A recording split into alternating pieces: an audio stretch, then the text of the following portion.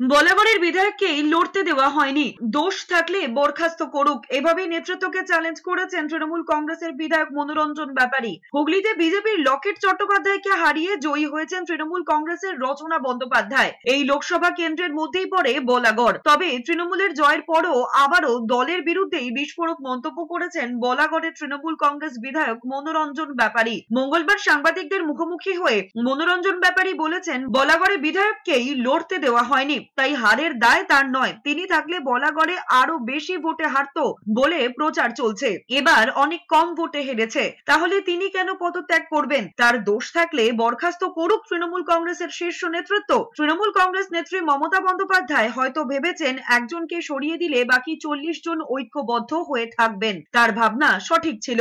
মমতা বন্দ্যোপাধ্যায় বলেছিলেন তৃণমূল কংগ্রেস ভবনে গিয়ে বসে থাকতে, তিনি তাই করেছেন। পদত্যাগ করবো কেন? বহিষ্কার করুক। যদি আমার অন্যায় থেকে থাকে, যে ভোটটাতে আমি লড়লামই না, আমাকে লড়তেই দেওয়া হলো না, সেটা হারেরও দায় আমার না, জেতারও আনন্দ আমার না। হার জিত দুটো থেকেই আমি বিমুক্ত। অতীতেও মনোরঞ্জন ব্যাপারী বহু ধরনের পোস্ট করেছিলেন, তার বক্তব্য সংবাদ মাধ্যমে প্রকাশিত। তিনি অনেক আশায় বুক বেঁধে একটা একদলীয় একচিটে একাধিপত্যের বিরুদ্ধে আওয়াজ তুলেছিলেন। সেই জন্যই তৃণমূল কংগ্রেস তাকে প্রার্থী করেছিল। কিন্তু তিনি দেখলেন যে পরিস্থিতিটা সম্পূর্ণ ভিন্ন। তো তিনি এখনও ওই দলে কি করছেন?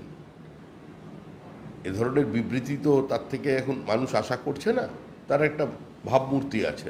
তিনি তৃণমূল কংগ্রেস থেকে পদত্যাগ করুন নির্বাচনের আগে।